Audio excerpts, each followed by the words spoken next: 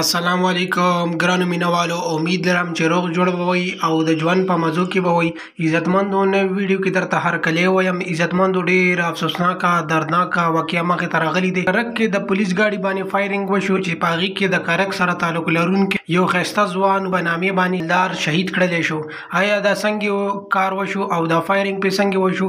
ملګرو مکمل معلومات او مکمل واقعه در سره شریکوم. زموږ سره اوسئ چې مکمل معلومات ملګرو ویډیو کتونه مخکې که تاسو زموږ په چینل نوي وئ نو زموږ چینل سره ضرور سبسکرایب کړئ چې زموږ کومه نوې ویډیو راځي چې هغه تاسو ته زر تر زره دررسي او د تازه معلومات نه زر تر زره خبرېږئ او د دې سره د ټالۍ نشئ چې تاسو د تازه معلومات نه زر تر زره خبرېږئ. مګر ډېره افسوسناکه دردناکه واقعه مخې ته راغلې ده. کرک سره تعلق لرونکی ولید هلک چې په کرک کې احمد آباد کې په نن فایرنګ وشو او د ده رینک حوالدارو یعنی په پولیس کې دا حوالدارو او دا د پولیس والا نور خلکو دا ظاهره کړې دی چې دا په ګاډي کې په فرنټ سیټ کې ناسو چې د سره د موټر سایکل والا کراس وکړو او د موټر سایکل والا پسې یو کراس ورستو ناسو چې هغه په د باندې فایرنګ وکړو چې د هغې په وجه باندې دا ډېر زیات زخمی شو او په ډزو باندې ولګېدل او د ده سره چې کوم ډریور ناستو هغه بچ شولو او دا چې کوم حوالدار و دا ولګېدل او ډېر زیات زخمی شول. د هغې نه بعد دا بیا موږ هسپتال ته وړل او کوم کسانو چې د باندې فایرنګ کړی و هغه وتښتېدل په موقع باندې. هغې نه بعد بیا موږ ډېر زیات تشویش وکړو خو چونکې اوسه پورې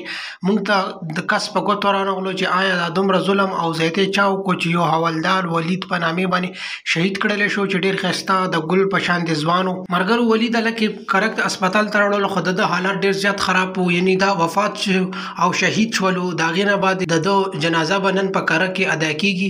ملګرو ډېره افسوسناکه دردناکه واقعه شوې ځکه چې یو ځوان او په پولیس کې خدمت کوي د قوم او د ملک خدمت کوي او هغه سره دومره ظلم او زیاتې وشي نو د دې پکار د حکومت ته چې د باندې چې چا هم فایرنګ کړی دومره ظلم زیاتې کړی هغه د زر تر زره ګرفتار کړلی شي. ډېره مننه، شکریه. زموږ سره اوسئ نور معلوماتي ویډیوګانو دپاره. والسلام.